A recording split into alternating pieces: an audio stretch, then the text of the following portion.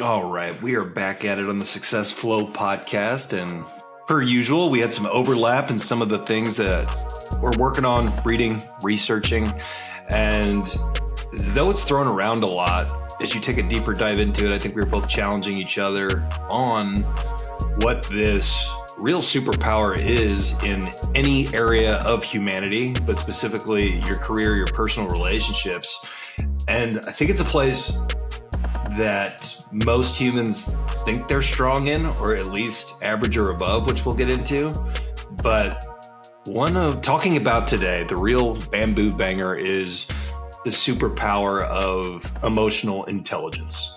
And again, with some of the things we're theming up for the year within the men's group and just working on, I know that you've been doing a deep dive on this, but really taking this not just emotional intelligence, but specifically self-awareness, which two talking heads sharing their opinion over the internet is got to make an interesting perspective on it.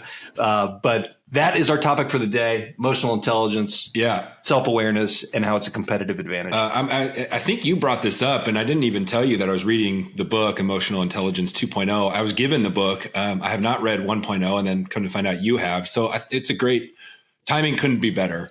But it's crazy. So you have IQ and you have EQ. IQ, intellectual; EQ, emotional.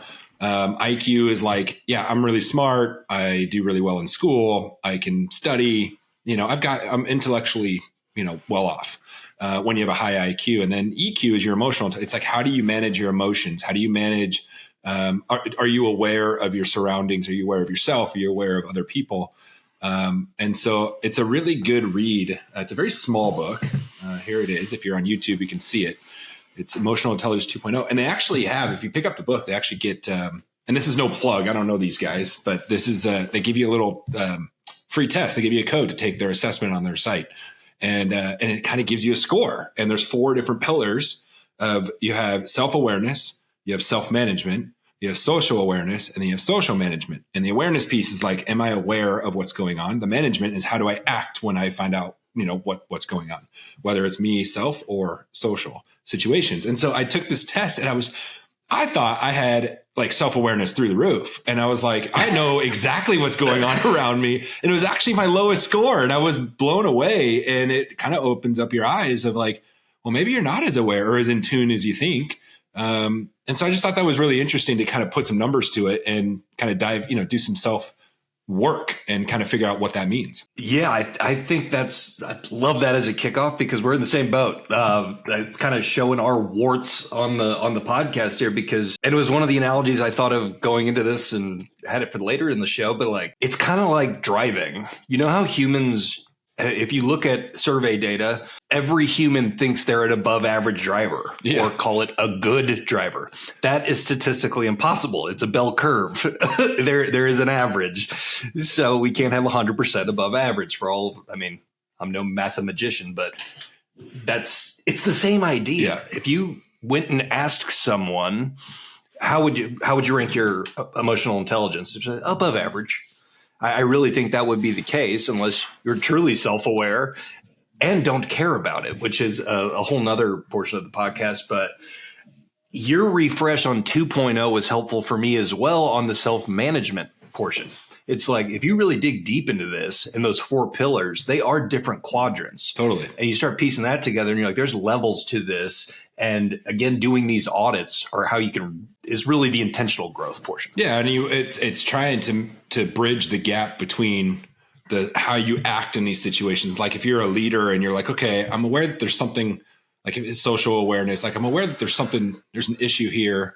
That's good. I need to fix this. But how you manage, like, are you then going to berate your team or berate the company for failing or, not fixing the gaps? Like, how are you managing that situation? Yeah, you've got the awareness piece, but what does the management look like? And how can you be an effective leader in that sense? And so you do need both, because on the flip side, you could be like, hey, I'm your best friend. We're doing really well. Like I'm going to lead you the right way, but you're not aware of any of the gaps. You're not aware. So you're not able to scale or grow. And so you do need both in order to succeed. And it actually says EQ is a far greater indicator of success than IQ. And I mean, I get why. I was actually kind of surprised by that, because you look at guys like behind me, Albert Einstein, like one of the smartest guys ever. And you thought, okay, wildly successful, very smart. You must be really smart. But when you really dive deep and think about it, like if you can't develop relationships, if you can't show empathy or be in a room with other people and trying to navigate the vision of working together and collaboratively, you could be the smartest guy in the room, but no one's going to want to work with you and you can't go at it alone. And so that EQ totally painted the picture of like, yeah, that's 100% true. It's way more successful people are going to be the ones that have a really tight circle or a lot of great people around them that are helping move the ship together, as opposed to going at it alone. 100%. And I think what was cool for me as we were preparing for this one is we look at the timeline, right? We've talked on this podcast about the difference, and you kicked us off perfectly in saying it used to be, and this is how I had my kind of closing thoughts at the end of my notes, was it used to be IQ plus hard work, right? Yeah. And that tied really well to the industrial age, which if we use an analogy there and we're compartmentalizing things, that was a machine, right? We're working with machinery, IQ, and human capital in regard to hard work. That's what got things done. But now we've moved into what I think are the more important qualities and superpowers. You still need a certain level of IQ and hard work. Those are now table stakes. But more importantly is the emotional intelligence, EQ, and focus, which is what I've talked a lot about in the podcast, focus being the superpower. But it's this combination now of that's the full stack individual. And I think one thought on this that's ever present with some of our inspirations from My First Million, they were interviewing Ben Horowitz, and we're talking about how people give Elon and Zuckerberg this, and many others in Silicon Valley, as being low EQ or being awkward. You see them in interviews and they kind of fumble. And Ben shot that down completely and said it's the exact opposite. Like Zuckerberg's mother is a psychiatrist. And that it's not the fact you can't get to that level with low EQ or low understanding. It's actually the fact that they're processing information so fast. It's impossible to not be awkward because they're processing so much information, including the EQ, that it comes across as scattered and low emotional intelligence. I thought that was fascinating. That is fascinating. And I mean, obviously those people are really smart. And I think that one of the things to remember is like IQ is a pretty fixed it's pretty fixed. Like you're smart or you're not. Like I think you have the ability to learn and grow, but I don't know if you can boost your IQ that much more than versus developing EQ. I think EQ can be developed, and I think you can learn how to be more aware and manage your emotions. But I don't know. Maybe the jury's out. I pushed back with you on that. You're right. You can't jump leaps, right? You're not going from average IQ to Mensa, like to genius level. But have you ever heard of N2 back training? No. I got started and I totally lost discipline. It's so exhausting for your brain, but it's a game. For the listeners, just Google N2 back. We're not going to go on too long of a tangent here, but it's been shown to boost scores of your IQ after consistently done for a month or two. If you're doing it daily or 5 times a week, about 15 to 20 IQ points, which is not insignificant. Like your memory, your recall, your processing. Anyway, but to your point, you're talking about going from like leap years in IQ from what you're genetically gifted is. Yeah. I don't know. I don't like if you're not good at math, I don't think you could get that much better at math if you just sat there and did math all day. I don't know. I mean, I think skill set. Yes. Like, can I learn how to play the guitar? Probably. Like, I think like skills, crafting. Can I learn how to put together a document or a sales presentation? Probably. But is that raising my IQ or is that just raising my skills? So like, and I think the bigger question there is that the best use of your time, your strengths. So I don't know. Like if I sat here, yes, 100% true. Like if I really want to get better at math, does that make sense for me to like be a mathematician and spend all my time better? I guess maybe it depends on your career, but you wouldn't be in that field if it wasn't something you liked, hopefully. But I just don't know if it raises that. But I think EQ, there's a lot of assholes out there that have no emotional intelligence and are not aware of their surroundings. And it's all about me. But I think that can be changed. I think you can develop people to understand what other people are going through over time versus IQ is what I'm saying. Like, I don't think you can go from. That's a great way to bring us back on track because I took us down a tangent. No, this is there. great. That's the point of this, So, right? We have these conversations and we got to debate. We got to talk about like how like the differences, right? And I think I don't think it's you either have it or you don't with EQ. I think you have emotional intelligence. I think everyone has a little bit, and especially when we're born, we're very much me, feed me, change me, whatever. Like humans are very I driven. They don't really care about anyone else but them. But I think over time and through the experiences that you have, you recognize what other people go through, and whether you act on those or not. That's what, like, if you wanted to put forth effort to become more aware and manage your emotions, that can be developed. Now, I think you do have to decide if that's something you want to do, right? I don't think it's like if someone's stuck in their ways and stubborn, they're not going to change. That's not what we're talking about. But I think the brain and the body, the human being, has the ability to develop higher leaps and bounds EQ than they do IQ. And I think now we are definitely on the same page, and it's work, isn't it? That's a lot of work. It's actually, and it's almost like, what's the payoff? Sometimes you're like, why am I giving so much, or why do I care about these people so much? And it's like, it is a lot of work, and it takes work to just be like, oh, I should do this because I recognize that they need it or whatever, right? And it can be exhausting. And I think that like what you talked about, not only the income, but the life fulfillment is the payoff. And it's until you start peeling away at this, that until you see it, that the other beautiful thing is every interaction is your laboratory to work on this. Yes. Ordering a Starbucks, when you're at the gym, you can work on these things and experiment on how present am I being, what I loved about you bringing this to my consciousness was what did they say in self-management was one of the biggest tools, the breath. Yeah. I didn't see that coming. I didn't see that coming as a tool in the self-management. I'm like, I love this. And it really comes down to presence. How present are we in each interaction, which is back to meditation, mindfulness, whatever you want to call it.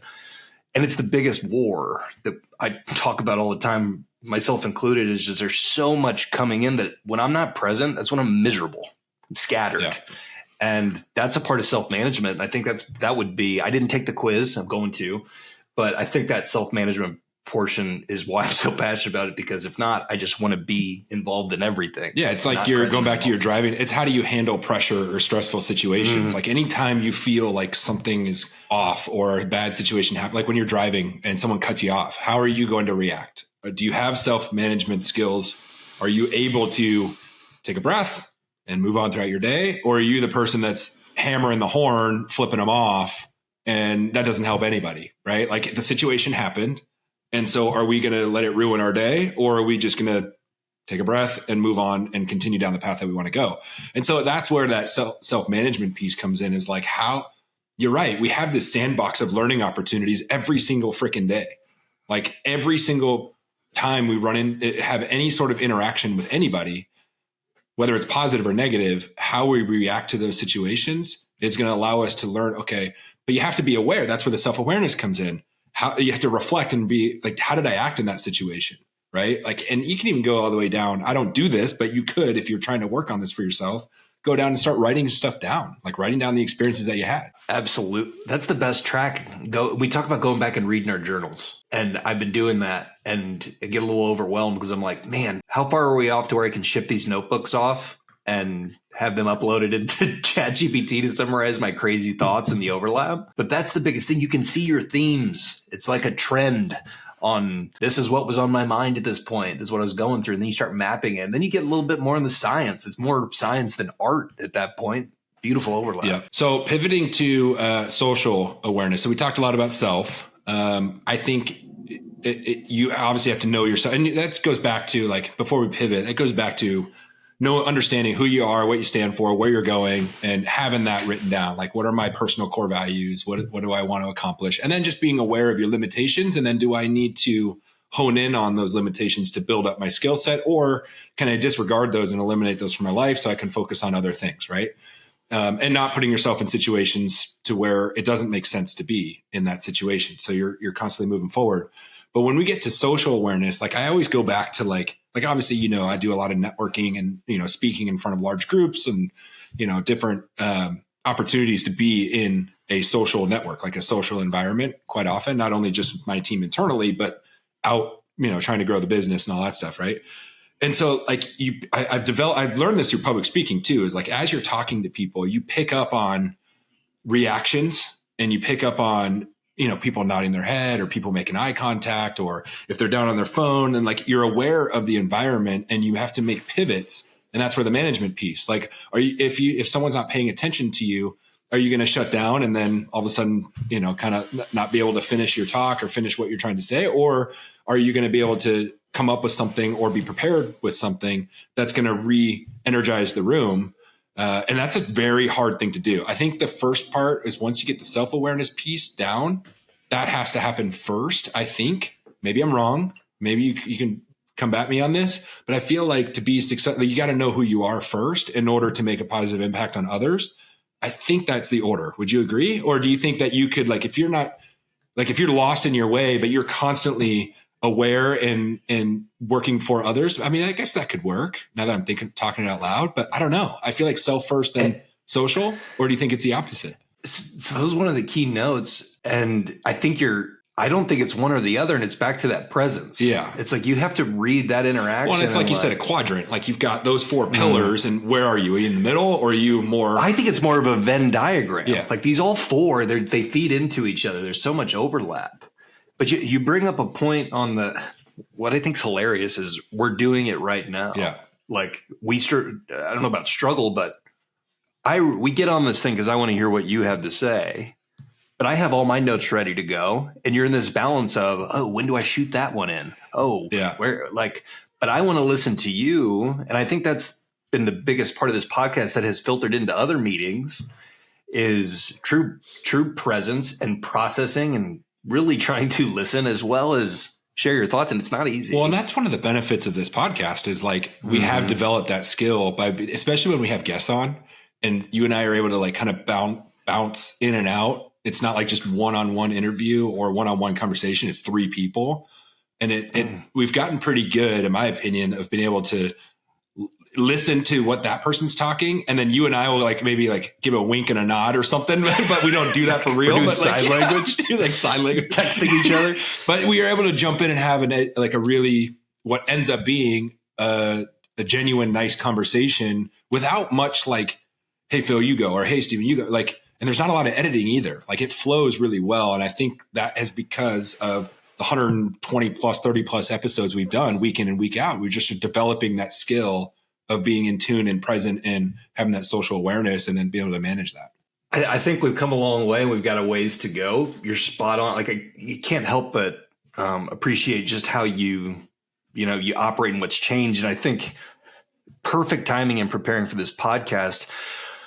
The first podcast I ever started listening to, as cliche as it is Joe Rogan, right? And it started being a fly on the wall. But dude, I had such an epiphany, and this is, love you, Joe, but I listened to the first episode in a while this week with a guy that I was really looking forward to hearing this conversation between the two of them.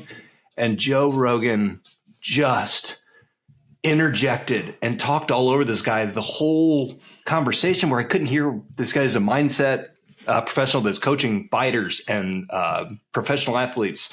And he had so much value to bring. And Joe was just turning it into fight companion, so much so where I had to go to the comments and say, am I the only one seeing this? And sure enough, it was like, Joe, what's going on? Let cool the man talk. And it's like, you can just tell there's levels to this game, and it's in this awareness. It can slip away at any point if you're not monitoring it. Well, and how great does it feel when you have a good flow with someone else, and you're in tune with them, they're in tune with you, and you can see this with your spouse. You can see this in your household with your kids. This is a whole nother level on a personal side of are you aware of what they're going through day in and day out?